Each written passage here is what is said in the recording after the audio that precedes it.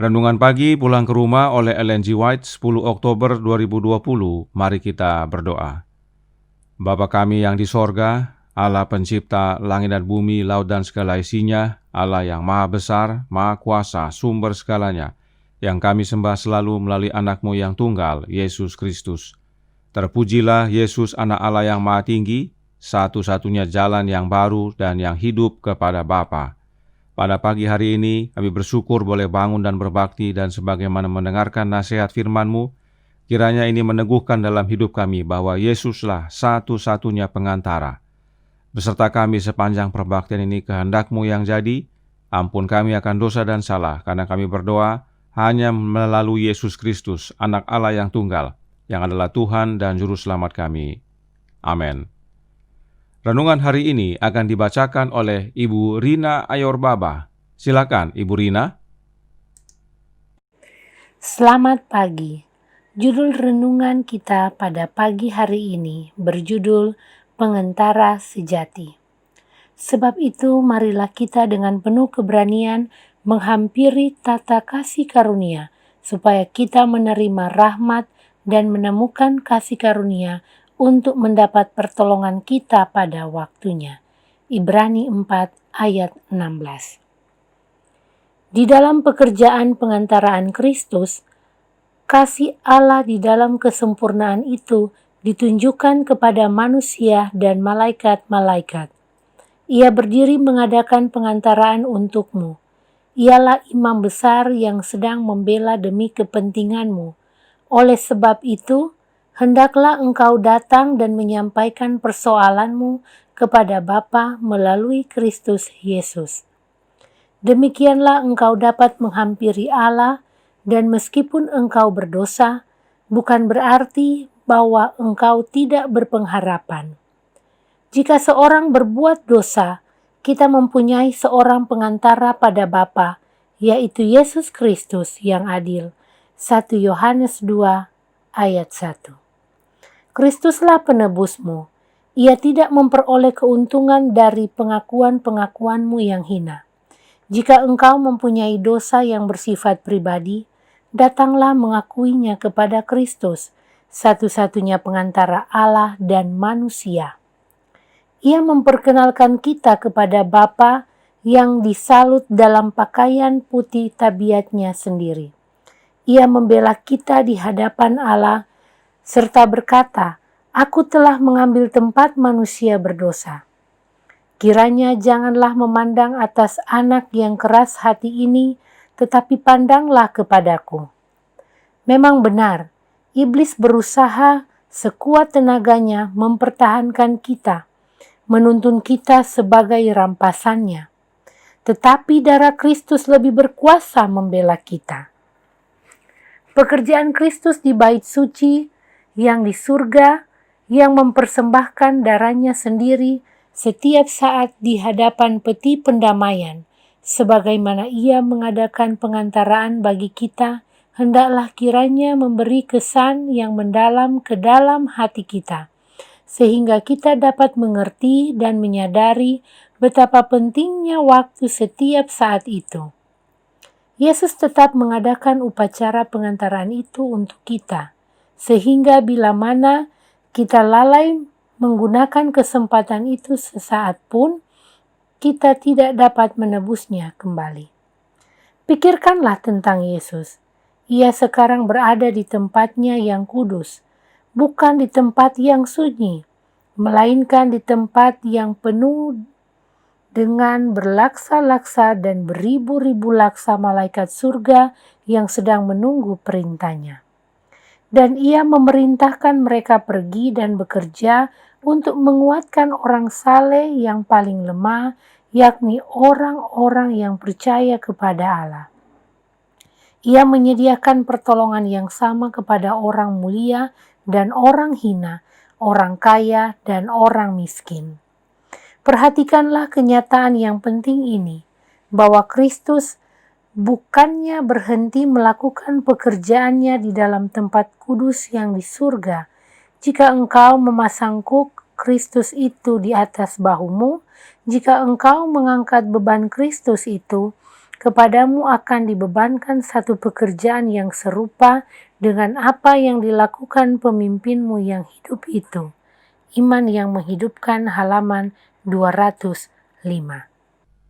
Terima kasih atas penata layanan Ibu Rina. Tuhan Yesus memberkati. Selamat pagi saudaraku dalam Tuhan, selamat hari Sabat. Sungguh amat jelas, renungan hari ini menyatakan bahwa Yesuslah pengantara sejati. Bahkan renungan hari ini menyatakan Kristus satu-satunya pengantara antara Allah dan manusia. Inilah sebabnya Yesus disebut sebagai pengantara sejati. Nyonya White melanjutkan menuliskan dalam Bible Echo Mei tanggal 1, 1899, paragraf 3 yang berkata, dalam pengantaraannya sebagai pembela kita, Kristus tidak membutuhkan kebajikan manusia, tidak membutuhkan pengantaraan manusia. Dia adalah satu-satunya penanggung dosa, satu-satunya korban penghapus dosa. Doa dan pengakuan harus dipersembahkan hanya kepada Dia yang telah masuk sekali untuk selamanya ke dalam tempat Maha Kudus. Dia akan menyelamatkan sepenuhnya semua yang datang kepadanya dalam iman, sebab Ia hidup senantiasa untuk menjadi pengantara mereka. Saudaraku dalam Tuhan, tidak heran Yesuslah pengantara kita yang sejati. Perhatikan yang ditandai kuning. Doa-doa kita serta pengakuan dosa kita hanya dipersembahkan kepada Yesus. Tidak ada yang lain. Kenapa? Karena Yesuslah satu-satunya penanggung dosa dan satu-satunya korban penghapus dosa.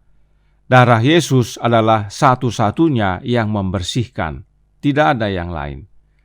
Masih dalam artikel yang sama, Nyonya White menekankan, Bible Echo Mei 1, 1899, paragraf 8, yang berkata, pengantara yang agung menyampaikan permohonannya kepada Bapa. Tidak ada perantara yang datang antara orang berdosa dan Kristus. Tidak ada nabi yang mati, tidak ada orang suci yang dikuburkan. Terlihat, Kristus sendiri adalah pengantara kita. Jadi, kita tidak perlu perantara lain untuk bisa datang kepada Yesus. Kita bisa langsung datang kepada Yesus sebab Dialah satu-satunya pengantara kita.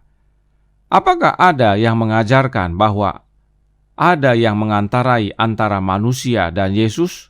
Ada, bahkan di dalam gereja Advent yang sekarang ini. Apakah hal tersebut alkitabiah? Tentu tidak. Alkitab berkata hanya satu pengantara kita, yaitu manusia Yesus Kristus, 1 Timotius 2 ayat 5, dan hanya satu jalan kepada Bapa, yaitu Yesus Kristus, Anak Allah, Yohanes 14 ayat 6.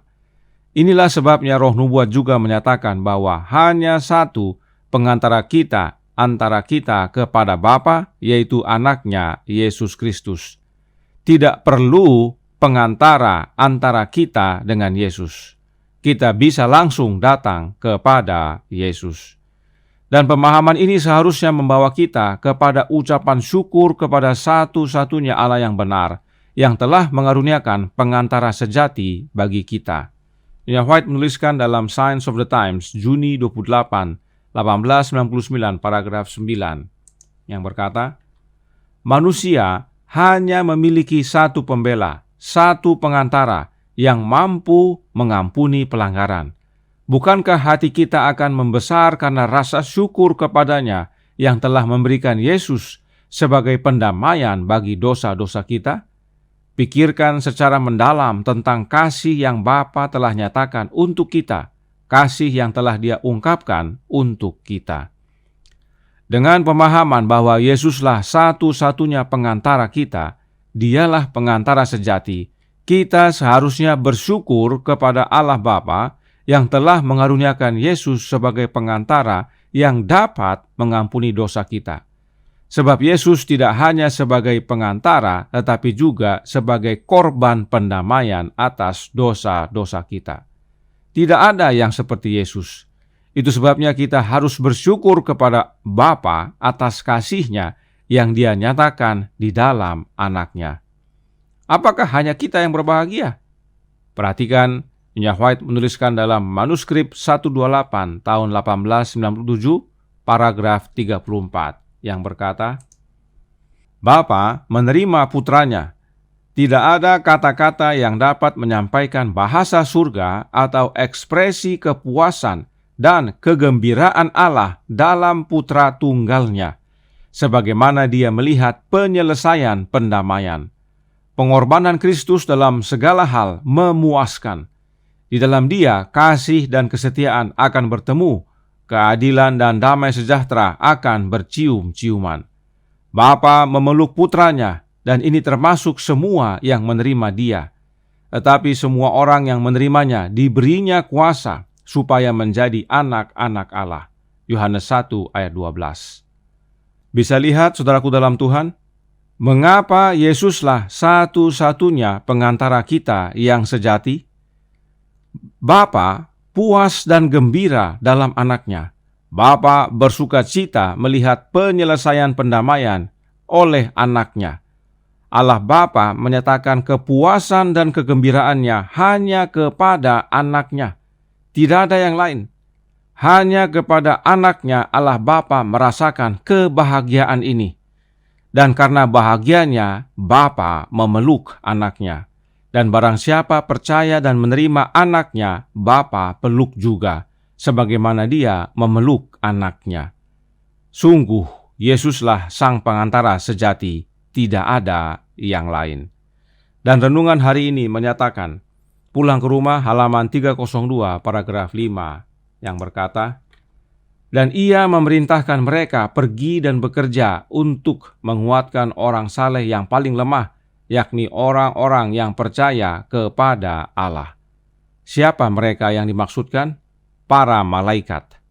Yesus sebagai pengantara kita memiliki malaikat yang jumlahnya sangat banyak, yang siap menerima perintah dari panglima mereka. Adakah pengantara lain seperti Yesus yang punya pasukan malaikat berlaksa-laksa? Tidak ada. Itu sebabnya hanya Yesus satu-satunya pengantara sejati kita. Karenanya, saudaraku dalam Tuhan, Yohanes menuliskan dalam 1 Yohanes 2 ayat 1, ayat yang penting kita ingat. Anak-anakku, hal-hal ini kutuliskan kepada kamu, supaya kamu jangan berbuat dosa. Namun jika seorang berbuat dosa, kita mempunyai seorang pengantara pada Bapa, yaitu Yesus Kristus yang adil. Saat ini adalah masa pendamaian. Bagian kita adalah menilik hati, merendahkan diri, dan mengaku dosa, serta sungguh-sungguh bertobat. Jangan berbuat dosa lagi. Tetapi jika kita jatuh, jangan takut, kita mempunyai seorang pengantara atau seorang parakletos kepada Bapa, yaitu Yesus Kristus yang adil. Dialah satu-satunya pengantara kita yang mempunyai jasa darah pendamaian yang menghapus dosa. Datang kepadanya dan panjatkan doa-doa kita serta pengakuan kita kepadanya, maka dijamin hal itu akan sampai kepada Bapa dan kita menerima jawaban yang berkelimpahan. Karenanya, jangan mau pengantara lain yang bukan Yesus. Itu pengantara palsu. Pengantara sejati hanya satu, yaitu Yesus Kristus, Anak Allah yang sesungguhnya. Tuhan memberkati, saya bawa dalam nama Yesus. Amin. Mari kita berdoa. Bapa kami yang di sorga, Allah pencipta langit dan bumi, laut dan segala isinya, Allah yang maha besar, maha kuasa, sumber segalanya, yang kami sembah selalu melalui satu jalan, Anak Allah yang tunggal, Yesus Kristus. Terima kasih atas penekanan dan peneguhan bahwa Yesus adalah satu-satunya pengantara bagi kami, pengantara yang sejati kepada Bapa. Tidak ada yang lain. Oleh karenanya itu, biarlah kami hanya datang kepada Dia. Sebab segalanya, doa kami, pengakuan kami, rasa syukur kami, hanya dapat kami serahkan dalam tangannya, dan Dia akan bawakan ke hadapan Bapa.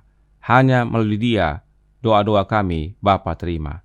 Tolong kami ya Bapa, hadirlah dalam hati kami ya Yesus, kehendak-Mu yang jadi, beserta kami sepanjang hari ini. Ampun kami akan dosa dan salah, karena kami berdoa hanya melalui Anak Allah yang tunggal, Yesus Kristus yang adalah Tuhan dan Juru Selamat kami. Amin.